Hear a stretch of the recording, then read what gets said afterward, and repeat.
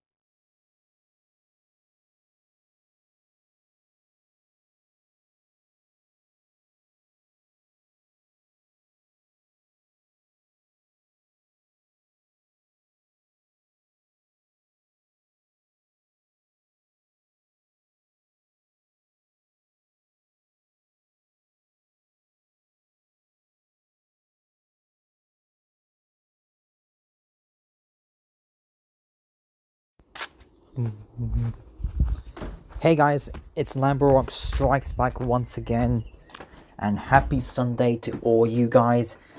And I just finished watching Sonic the Hedgehog 3 on Sky Store recently.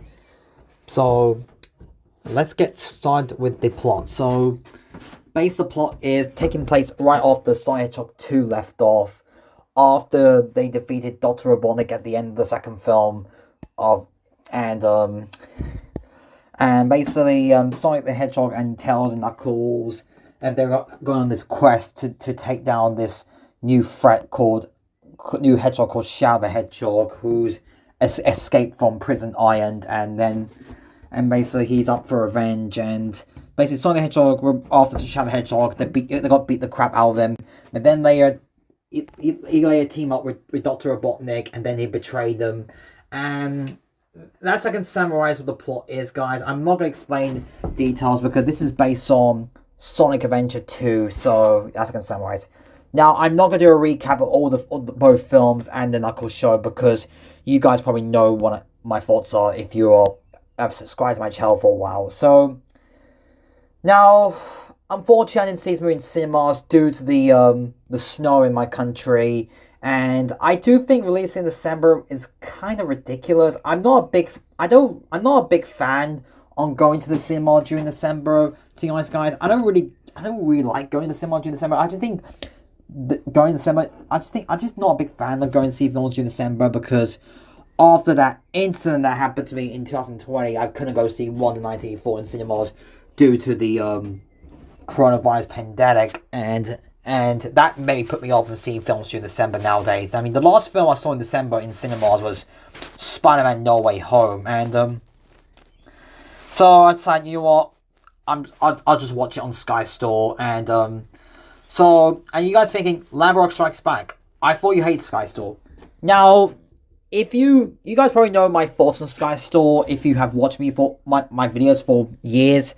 But if you're new to my channel, I have a lot of bad memories of Sky Store. I'm going to tell it to the newcomers who are new to my channel. I have so many bad memories of Sky Store because ever since the coronavirus pandemic came in 2020, they have skipped most of the films in cinemas, like from Trolls World Tour, and they just caused me to cancel my cinema trips to see it on the big screen. And they skipped Trolls World Tour, which I was quite disappointed. They skipped that movie in cinemas, and they skipped Scoob in cinemas, which I was super glad that they did, because that film was a fucking bored fest. And of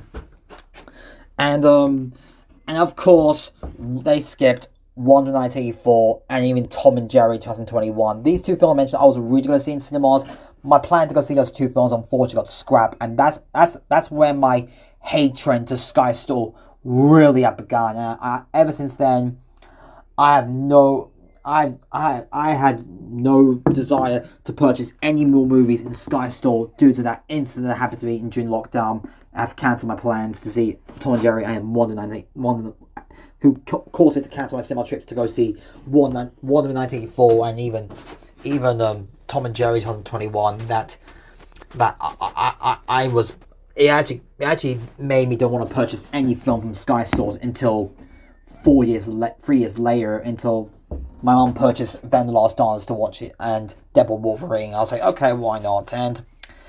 But now I actually may have to get used to Sky Store. I think Sky Store might come in handy in case if a film I want to go see in cinema, I couldn't go see it because of, I don't know, movie got pulled out of cinemas or busy at work, etc., or weather, etc. But I decided to purchase the movie for £14 on Sky Store, so I was like, okay, I'll do it anyway.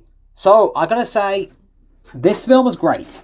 This is easily the best one out of the series. It's definitely a fantastic film and definitely the best one out of the series. I thought it's an improvement. I thought it's bad. I actually liked it more than the second film.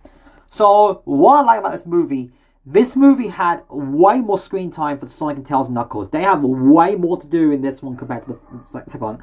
I know some people might complain about the second film that they weren't Sonic wasn't burying it, but I mean they had focused on the freaking wedding scenes in the second film, which I love. Sonic Hedgehog 2, I thought it was a fantastic sequel. My biggest flaw, it was the wedding scene really did drag the movie. And despite the film was 2 hours long, this movie was an hour and 45 minutes, an hour 47 minutes. This is 7 minutes longer than the first film. This is the second longest one out of the series. I mean, the shortest one in the series, the first movie. So, I mean, Shadow the Hedgehog, played by Keanu Reeves, is great. I thought he's easily the best show stealer.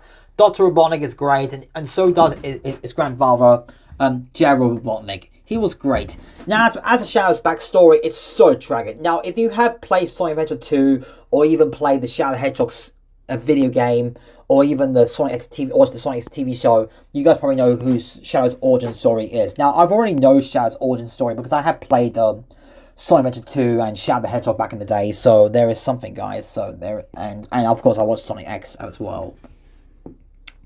Now, a lot of people saying this movie is peak. Now, I won't call this movie peak because, to tell you the truth, I don't really use that word in my videos because I'm not a big fan of the word peak. I just think that word's kind of overrated. I'm not a big fan of that word, guys, because mainly because Luigi Maris Gaming keeps calling movies peak. Like, for one example, he called Sing 2 Peak 2, which that put me off from using that word. I was like, yeah, I'm not going to use that word in my videos.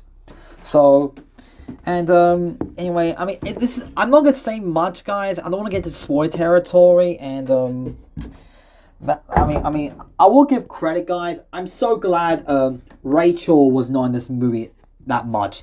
Thank God. That is a big step up for the Sonic Hedgehog franchise, giving Rachel less screen time. I'm so relieved that I don't really like Rachel, to be honest.